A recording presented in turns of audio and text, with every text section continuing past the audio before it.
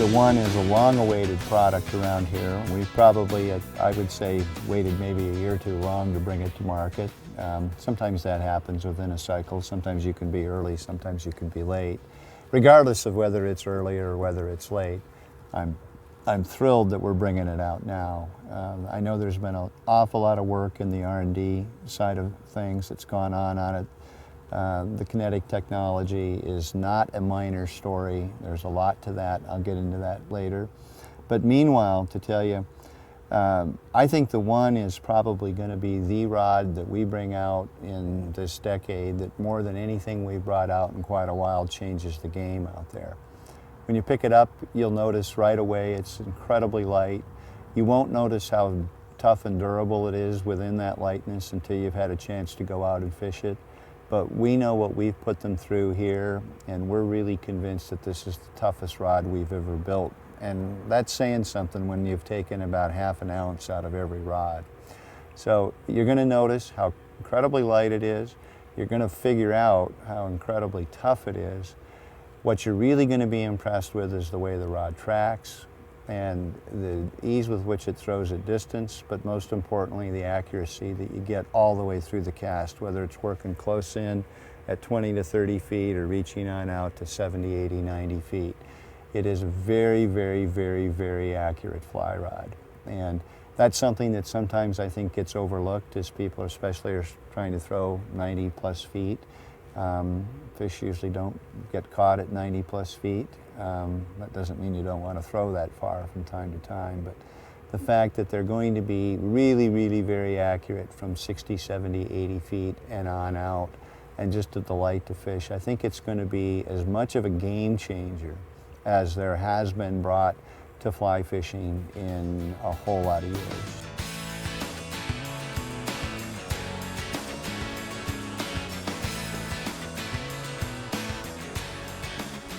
We are always looking for better ways and ways that we can improve the Sage rod. We'll never stop that. That's what we call the art of perfecting performance.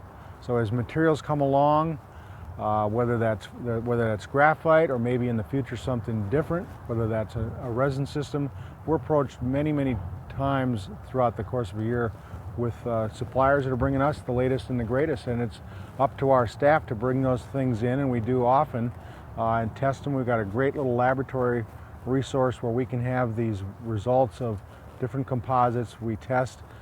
We've chosen to use a Konnetic technology in the One rod and find it just makes a structure that allows me as a designer to build a really lightweight, high performance rod.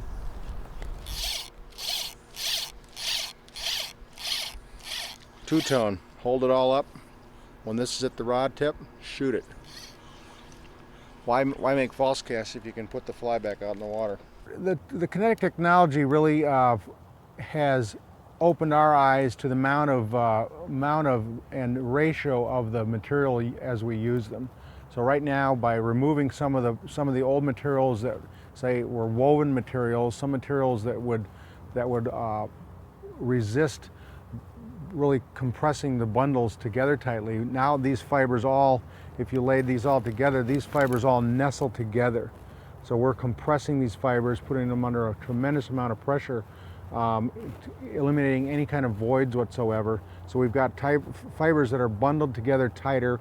We removed some amount of resin, which is unnecessary because we've got such a great system to work together, that all the molecules of this resin interlock when it crosses over through the heat cycle, and it really is all bonded together as one solid form. It's not layers and layers or sheets or rolls.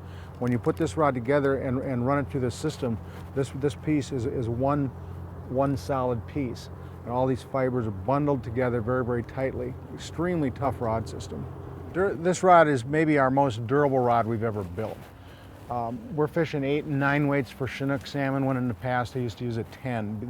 These packages of material are toughened up. This small diameter, don't get me wrong, small diameter is good for a lot of reasons, and as a designer, when you work with smaller diameters, you need to put more bundles, more fiber in a small diameter, because the tube isn't going to be ultimately as stiff as it is if it's a large diameter tube. So if you're looking at rods that are big fat rods relative to this one, those are the ones that are likely going to have a thin wall.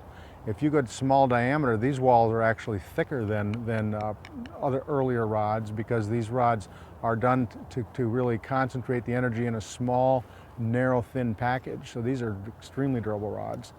The question, can you make a rod that's too light? I think that you probably could, and Sage will never put that type of a rod on the market. You know, we'll make a rod, a new rod has to have, among other things, has to have a new cosmetic, has to have a new appearance, a new platform to work with that way, but also has to be a very, very strong rod. Sage is known for durable rods. You can fish these with confidence anywhere in the world. So when we put these together, we know that we're building a great, great rod. These rods are somewhat lighter. A lot of the weight has been removed in the reel seat, which is a way that you eliminate by removing nickel silver, put in an aluminum seat. We save quite a bit. The blanks now, every section of the blank is lighter. The ferrule area is an area we've been really working on for many, many years of improving that. You know, nice, smooth. I got a ferrule right here. You can't even see it. It's flexing, rolling really nice like this. So we've removed weight where we can throughout some of these sections. You can, of course, remove the most weight out of the butt section. You got a bigger diameter to work with. When you start deflecting this rod, just one little end of it at all, it starts bending all the way down to my hand. Even though the tip's still going to take the power from a short cast, I'm going to feel it down here in the hand, uninterrupted by the transmission of power through these new ferrule designs.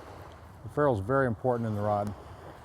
I think that's one of the really big advancements is we make now mostly 4-piece rods for the traveling angler. I think the improvements we've made in the ferrule areas to allow the caster, the angler, to feel through the rod without any interruption has been one of the real significant changes in modern fly rod design. Because the old rods were quite clubby.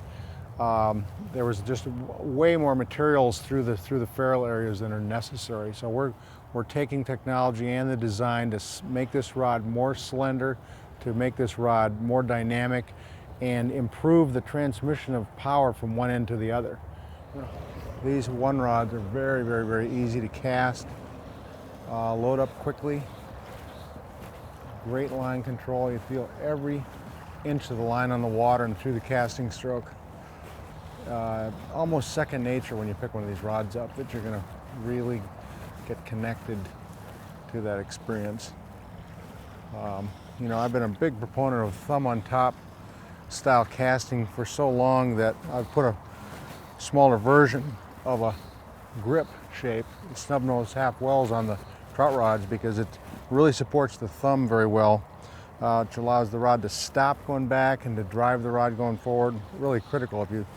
If your hand is loosened on the grip, the rod's going to vibrate. You're going to send a lot of shock waves down the line. So if you maintain a nice, taut, firm but not too tight handle on the rod, you're going to have much better control. So these rods have been all outfitted to accommodate that. Here's a 990. Sweet rod. If you want to experience one of the finest saltwater rods, pick up a 1. We started fishing these this past couple years for bonefish, for stripers, for tarpon. What we've put into these rods now, again, we stick with this really skinny little shaft here, cuts the wind. Maybe one of the highest performance saltwater rods ever built is the 1. You know, outfitted like a saltwater rod, nice full wells grip. I tell you, here's the challenge. You take your favorite saltwater rod, you take the 1 out, you go down to the lake, go to the stream, go on a grass park, and fish them side by side, cast them side by side. That'll be the way that you're going to judge what's the best rod. You have to really understand that the fly line is slippery and it's small and it's narrow. It's going to fly out through these guides. Good line management skills always come first in any kind of fishing, and no more so than saltwater fishing. What really catches saltwater fish is accuracy, is putting the fly where you want to, when you want to put it, and presenting the fly in a natural manner so that when the fish comes upon it, it doesn't know how it got there. And there's no better way to do that than to throw it out with one of these rods. Accuracy is going to put the fly down next to the fish. That's how to catch fish. When you cast a rod with great big guides, you need to start out with a stiffer rod so you don't have the sensitivity, you don't have the speed to deliver with that big heavy rod, and the fly line is going to go slapping around through the guides, and I don't know if the fly is going to go right or left or which way it's going to go.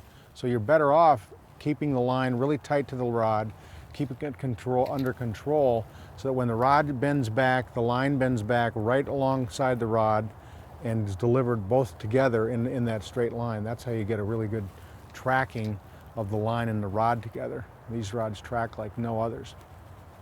The one rod, as a flagship series of really fine fly casting tools, goes up through a 10 weight. And the 10 weight is big enough for tarpon, big enough for striped bass. The 9 is. The 8's a great bonefish rod. 7's a great bonefish rod. We build these rods up a little bit differently. We make these rods, design these rods around accuracy.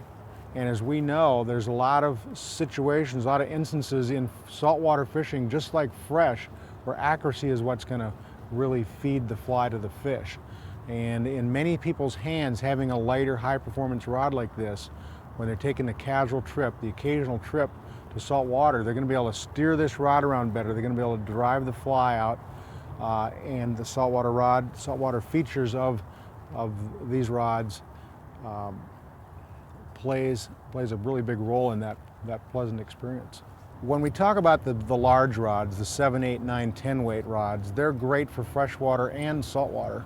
They got a saltwater safe reel seat on them, hardened chrome covered stainless steel guides on them. One of the biggest misconceptions, I believe, in the saltwater world is that you need huge snake guides.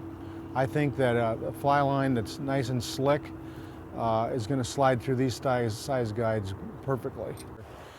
I'd say the best way to match up the new one rod is to put on the trout rods, I'd match it up with a Rio Gold. I think the Rio families of lines, leaders, tippets, everything balances these rods beautifully. But when I'm designing these, I cast many types of fly lines along with the Rio Gold. The Rio Grande's a great line.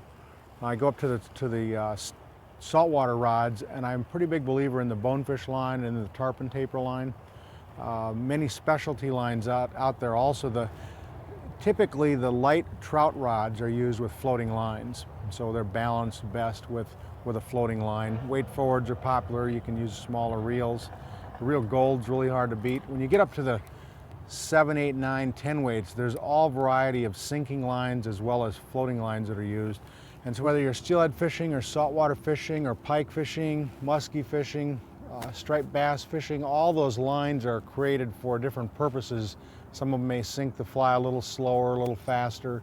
But an 8-weight, the job of an 8-weight rod is really a multiplicity of fishing environments and fishing styles. And so when you go up in size from a 5-weight to a 6-weight, 7, 8-weight, those rods not only throw the 8-weight floating line for an 8-weight rod, for example, but also can handle and manage oversized flies, the shooting heads, the striped bass type lines, some long deliveries. So those rods have a little more dynamic progression of power than the lighter rods. You get up into the 8, 9, 10 weights, there's some very serious fish fighting rods.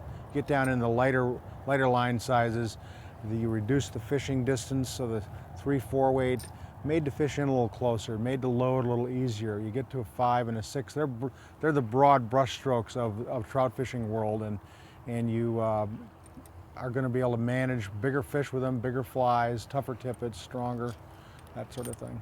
Somewhere out there, 60, maybe 80, maybe 90 feet away, lives my next big fish that I'm going after. I'm not a lab rat, face the facts. I like to get out and fish, and I won't tell you all the places I fish because there's places on the list that I'm still looking to find the big one, but I get out and fish, travel around when I can, and these rods are designed by a fly fisherman and not a computer, not a scientist, not a mathematician. My passion is fly fishing, and I want to bring to you the best casting, best fishing rod I can.